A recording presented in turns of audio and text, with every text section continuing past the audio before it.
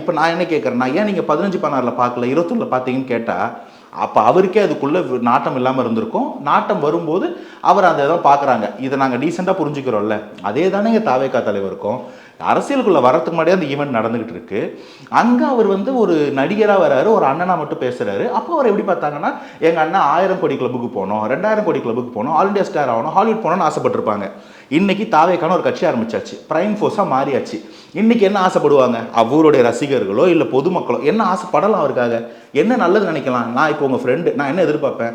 உங்களுக்கு எல்லா வீடியோவும் 10 மில்லியன் வியூஸ் போகணும், 10 மில்லியன் சப்ஸ்கிரைபர் வரணும்னு ஆசைப்படுவேன். அதுதான் ஆசைப்பட முடியும். உங்களுக்கு எம்எல்ஏ சீட் கிடைக்குன்னு ஆசைப்பட்டா நான் முட்டாளு, ஏன்னா நீங்கள் அரசியலுக்குள்ளே வரல. அது போல் அவர் நடிகராக இருந்தபோது அவருக்கு நல்லது விஷ் பண்ணும்போது வேறு விஷ் பண்ணுவாங்க. இன்றைக்கி ஒரு அரசியல் தலைவர் வரும்போது அவருக்கு வேறு விஷ் பண்ணுறாங்க. அதை சொல்ல இடம் கிடைக்கும் போது சொல்கிறாங்க. இவ்வளோதான் புரிஞ்சுக்கணும். இவங்க பிரச்சனை என்னென்னா, இவங்க சொல்லாத இடத்துல பசங்க படித்து மார்க் வாங்கினாலும் போய் அவார்டு வாங்கக்கூடாது, அந்த குழந்தைங்க பேசக்கூடாது, குழந்தைங்க அரசியல் வயப்படக்கூடாது, பப்ளிக் வாய் திறந்து பேசக்கூடாது. இவனுக்கு இப்படி பேசுவானுங்கன்னு தாங்க ஸ்டேஜ்லேயே அவர் சொன்னார். நான் எதையும் சொல்லி கொடுத்து கூப்பிட்டு வரலன்னு. ஏன்னா அந்த லட்சத்தில் இருக்குது இந்த தமிழ்நாட்டு அரசியல். இது எல்லாத்தையும் தாண்டி நாங்கள் என்ன பேசணும்னு சொல்றதுக்கு நீங்கள் யார் சார்?